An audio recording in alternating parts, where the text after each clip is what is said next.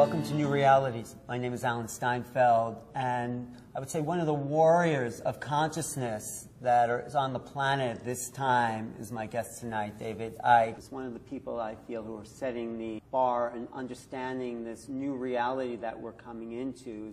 I just saw him give an 11-hour lecture yesterday, connecting the dots from conspiracies to ETs to banking fraud to protests, and he pulls it together from a very spiritual level and gives us a perspective of how to move forward as truly multidimensional beings. And I feel when the true history of consciousness is written, your name will be a part of that because you're bringing truth and clarity. And what I liked about your talk, because I put you in the box of conspiracy, you offered spiritual solutions. And that's what I think we can focus on a little bit today is like, okay, there are conspiracies. There's definitely suppression of information. Now, what do we do to get out of this trap, the box that we're in? You know? Well, for me, it's a simple thing. I call it becoming conscious. I make the very clear distinction between what I call mind-body, which is basically that level that experiences through the five senses, and consciousness, which is the greater multidimensional infinite self. It's the kind of level of self that near-death experiences are experiencing when they leave the body. The body's like a lens, and it focuses attention. But if you have mind-body to interact with this reality that's in this world, if you like, but your whole point of perception is not totally of this world because you're being influenced by higher levels of awareness, which are giving you an intuitive and greater picture of self and world events, then you have the best of both. You have the ability to interact with this world, but you've also got the bigger picture coming through intuitively and all the rest of it. If you get isolated only in mind-body, as I call it, only in the five senses, so basically there's nothing that you are influenced by except what your senses are receiving in terms of information, then you are operating on a tiny, tiny fraction of your infinite possibility. And when you are disconnected from an influence of your real consciousness, then there's one place to look to get a fix on who you are, where you are, and world events, and that's this way.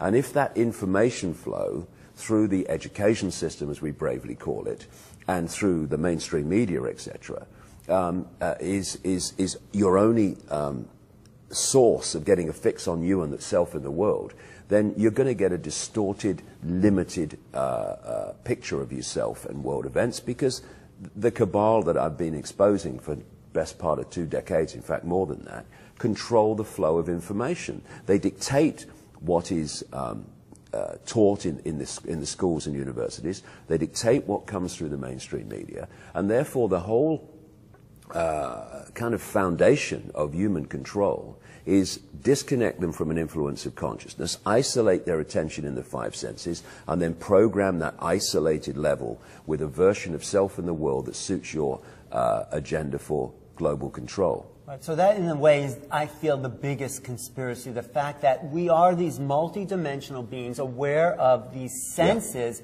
and then we're told to focus just on this and ignore the intuition that comes to us, and if we don't ignore it, then we're crazy. And society labels us insane and puts us away. It's a simple thing, Alan. If you want to manipulate and suppress and enslave billions of people, you cannot have them in expanded conscious awareness, because you can't do it. They'd see through it immediately, and consciousness in its true sense would never stand for being enslaved. So you have to put them in a tiny bubble of reality that sees themselves as little me, I have no power, etc., etc. And that's what they've done, and it's done systematically. Simple thing. You see, when I got into this, Alan, I was a journalist and I was a television presenter with the BBC. And then I had some amazing, what you might call spiritual experiences, paranormal experiences. They're not really paranormal, but they are from the, the normal view of the world. And I started to realize that there were other explanations for life, the universe, everything. And they were compelling explanations. And my question, being a journalist, was, why aren't these taught in the schools? Why don't we see this in the media? What's going on? And that made me realize there was a conspiracy to suppress this information and emphasize two polarities, which should actually be one, but two polarities in the way that they are expressed in our society. One is religion, and the other one is science. And we see religion and science as opposite sides, when true spirituality and true science are actually the same thing. Exactly. But they pull them into a polarity. Now, here's a simple question that I ask myself. I've traveled the world a lot, I see them. We have thousands and thousands of television channels all over the world, endless thousands and thousands of newspapers and radio stations. Apart from those that specialize in it because they're presented by people who are interested in the information, how many times do you ever see anywhere in the world television documentaries asking anything about the nature of reality? You don't see them. Well, that's why I call this show New Realities. And of course, the inquisition of religion has blocked people from this expanded view. So, but what's happening now, yeah, they put 7 million people in a box, but like you've said, and other people on the show, there's a shift in vibration where the box is ripping at the seams, and they can no longer contain the consciousness that you've experienced firsthand. Well, what happened to me, Alan, is that in 1990, I went to see a psychic because for the previous year, when I was in a room alone, I was a journalist and I was a national spokesman of the British Green Party, but when I was in a room alone, it felt like I wasn't alone. And by March 1990, this has become so tangible that, long story, I went to see this psychic. And this stuff started coming through. I'm presenting the sport and the news to the BBC, and this psychic suddenly telling me that I'm going out on a world stage to reveal great secrets and all the rest of it. But one of the key things that I was told right back at the start was that there was through this psychic, there was a vibrational change coming, i.e. an information change, a consciousness change, that was going to act like a spiritual alarm clock. It was going to wake people up from what it described as their amnesia, their coma. Because basically humanity collectively is in a hypnotic state. And when you heard that, did you think it was, oh, crazy, that's ridiculous? Well, I'm the kind of person, Alan, that never dismisses anything, but never takes anything on face value either. And therefore, you know, what I do is I put it on the back burner, as I call it, and I'll see what happens. But you know, you'll have felt it, so many people watching this program will have felt it, that you hear something, and this might go, but this goes, yes, yes, yes. And something like that was going. I thought, you know, I've got to go with this. And not only did I go with it, I left the BBC. I went out on this bloody journey on the basis of, yes, I feel to go with this. And at the time, obviously, there was no evidence that this awakening was happening. There was certainly no evidence that something else that came through the psychic at that time was that this energetic change, which I call the truth vibrations, was going to bring to the surface all that had been hidden from humanity. There's no evidence of that at all. But 2 decades later, when I look at this period, it's unbelievable what's happening now. People are waking up, and literally, what do we say? People say, I woke up. Yes, from the trance that we've been held in. And, you know, when you look at a hypnotist stage show, and I went to many researching one particular book, they are implanting what?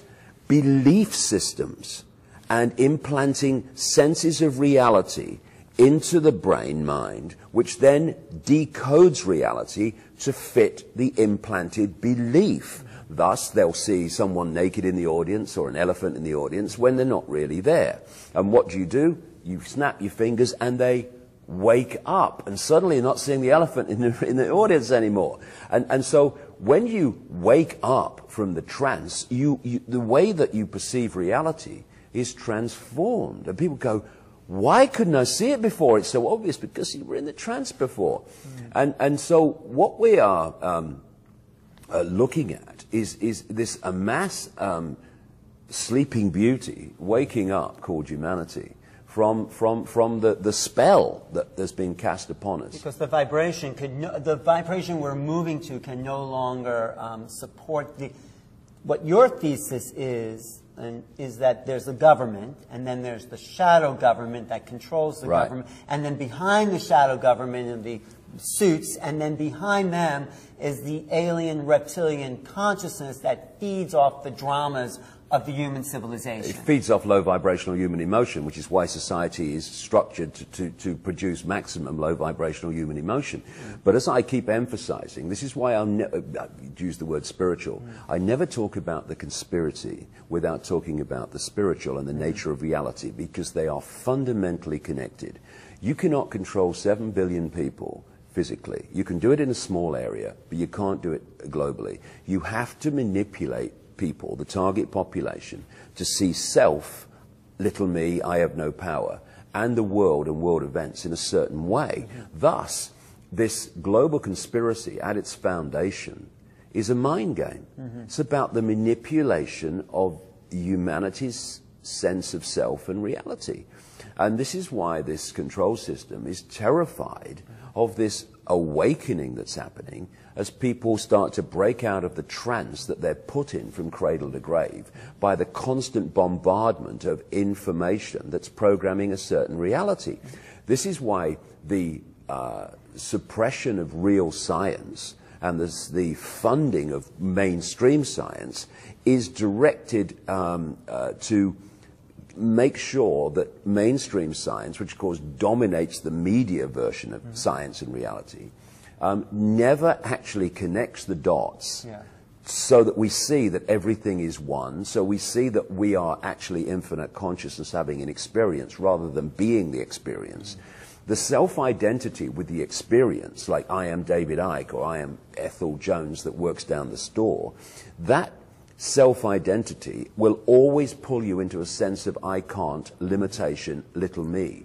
Whereas when we then realize, which is what science is funded and structured to suppress, when we realize that actually we are consciousness having the experience, we're not actually the experience, then suddenly your sense of self moves from little me to infinite me, and therefore your ability to be manipulated becomes dramatically less. But what do these, let's call them reptilian beings, really want? So they suppress humanity, they feed off their drama and the emotions, but what does that get them ultimately? What's the big picture even behind that level of reality?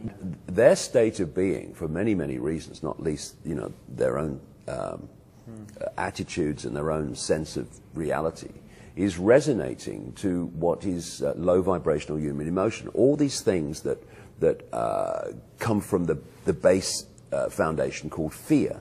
I mean, guilt, anxiety, regret, anger, frustration, depression, all these things. And so the more that they can get humanity to generate this energy by the way world events are manipulated, the more energy sustenance they have.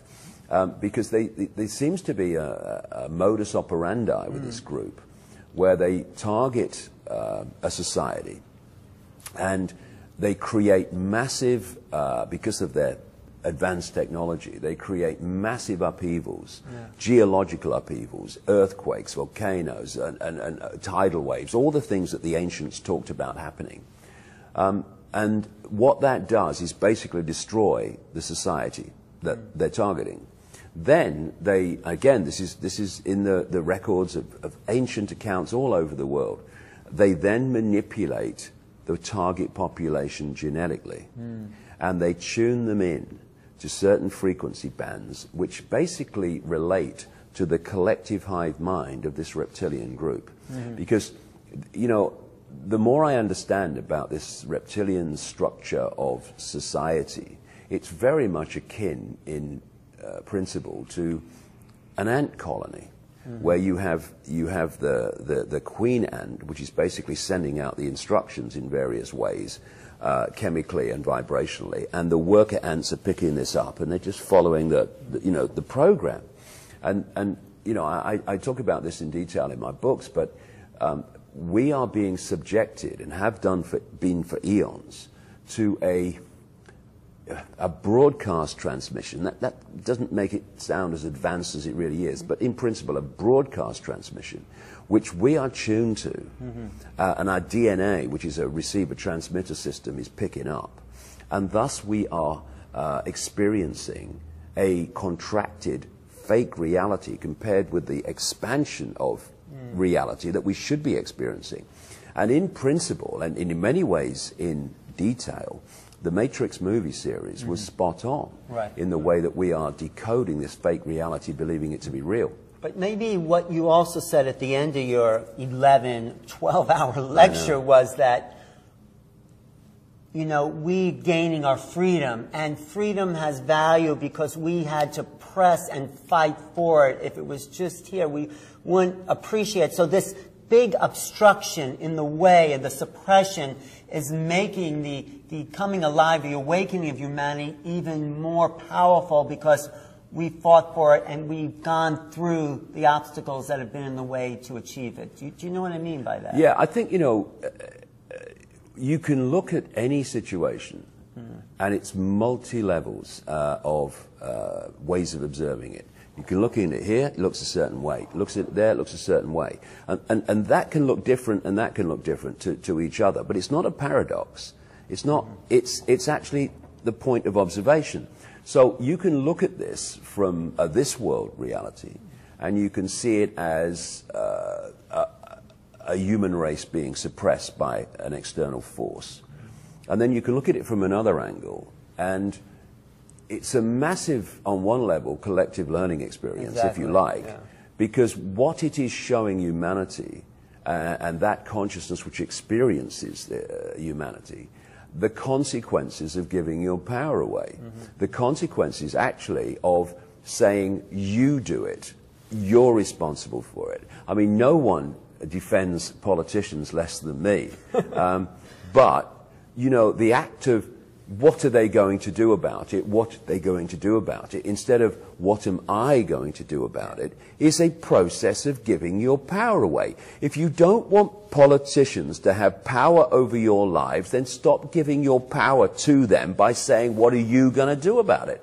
And there's this negation of responsibility, where people don't want to be responsible for the world. They don't want to even be responsible for their own lives. They want someone else to blame, because then they can hide the fact that they're actually responsible for what's happening to them. And again, there's no greater way of putting your power away, or giving your power away, than saying it's your fault I'm in this state. So we can even blame the reptilians, but if we, I mean, and of course it's part of that mind feed, but what you're saying is, the way forward is to come back home to yourself and say that I am a joyful being that's here to experience my ultimate consciousness. Yes, and also, you know, things are now getting really challenging and really difficult, and people are having very, very unpleasant experiences as a result of the world situation. But there's another, again, you can look at it like that, and that's accurate. But you look at it in another way, and you say, if it wasn't happening, if it was just toddling along and everything was kind of just about all right, then there wouldn't be this awakening. Exactly. There wouldn't be this, these people standing up in Occupy protests and saying, I can see the situation now. I'm a slave. I'm not having it. That wouldn't be happening. So these challenges are also gifts. You know, I said many times, related to my own life, never mind the principle in general, that life tends to give you your greatest gifts brilliantly disguised as your worst nightmare. And that's what's happened in my life. And I look back at where I am now, and I wouldn't say I enjoyed many of the unpleasant things that happened to me and challenging things that happened to me, but I'm glad they did, because I wouldn't be what I'm doing now, wouldn't know what I know now without those challenges. So we should be, you know, when we have challenge, It's the understanding that we're infinite consciousness. This is just one dot in infinity. Let's deal with it and then move on, instead of letting the challenge overwhelm us. You know, the interesting thing you said about this race that's controlling is that they use symbols a lot. Yeah. And I think we can learn from that, because symbols are not just these pretty pictures. They impact consciousness in ways of manipulating our reality. And that's what they do for these beings in control. They're reminding, I think, them, like, you know, all the cast companies have these spiritual symbols. Shell, the chevron. These are allusions to the body and spirit being one and separate at the same time. So they're playing with spiritual realities, but reinforcing their own agenda with that. Yeah, they're playing with manipulating people's perception of reality. Yeah. Because, you know, we have become obsessed with communication through words. But, you know, what I say in my books and my talks is that this universe that we're experiencing has many levels, but they're all expressions of a base level, which is a vibrational information construct. And we come through the electrical, like the ear will take vibrational information, it will turn into electrical information that goes to the brain and the decoding system of the body, and even the heart should be massively involved in that. And it moves into digital and holographic reality, which is what this is. So everything comes back to the base vibrational construct. So a word that is written, that we see in holographic reality, in its base state, that word is a vibrational field. And it is affecting people vibrationally. You know, when you read a book, in the holographic realm, you are seeing words and it's going through the decoding system of the eyes. But that book is a vibrational information field. And it's communicating with you as a whole while you're holding it and reading it in parts. And that's the same principle of a symbol. And the cabal that I'm exposing that understands these esoteric, what some people call occult hidden principles, and they want them to remain hidden so we don't understand how we're being manipulated. We see a symbol of whatever it is. In holographic reality, we see a symbol on a transnational corporation logo. Those symbols, if you bring them back to their base state, are information fields. And thus, we'll look at a symbol, but what we're interacting with on a deeper vibrational level is an information field, and it's affecting us. Yeah. These people don't put symbols of particular types all over society for no reason. They do it because it's impacting upon us subliminally without us even realizing it. Like I say, communication is not through words alone. In fact, the major communication is not through words. It's by vibrational energetic exchange, and they can hack into that system by putting symbols all around us. It's like what's going on is a holographic movie in our head which we are decoding. And thus, the way we decode reality from this information field dictates what our so-called physical holographic experience is.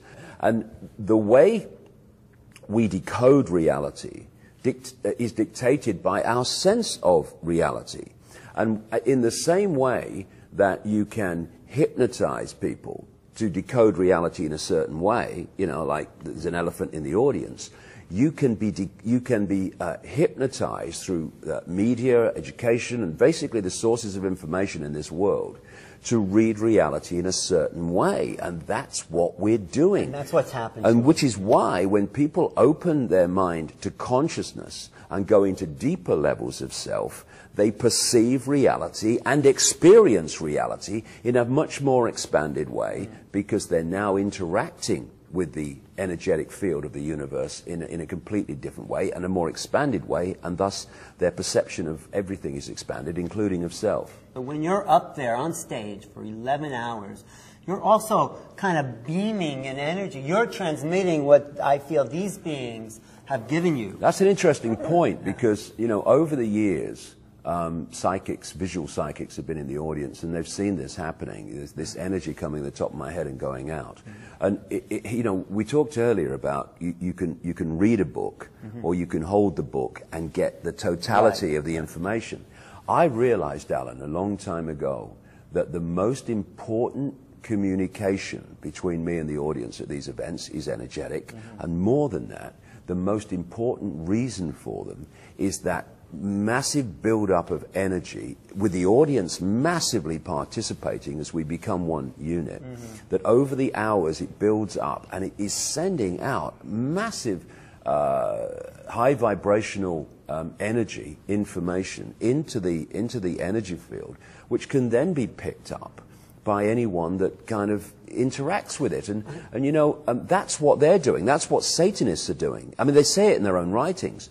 They are impacting upon the energy field, the energy sea in which we live and interact, low vibrational fields to bring it down vibrationally and make it come into density. And we're bringing it up. up. Exactly. What's happening with these events and what other people are doing in their own way around the world is that they are impacting upon this energy field and they're raising its vibration. And interestingly, organizations like in America, the HeartMath Institute, talk about the fact that love, appreciation, and these emotions, they are 5,000 times, they say, more electromagnetically powerful than hatred and these other low vibrational emotions. So, you know, we can do so much and reverse so much of what's been done to the morphic field that we interact with by doing these events and by what other people do around the world. By sending love and joy. Yeah.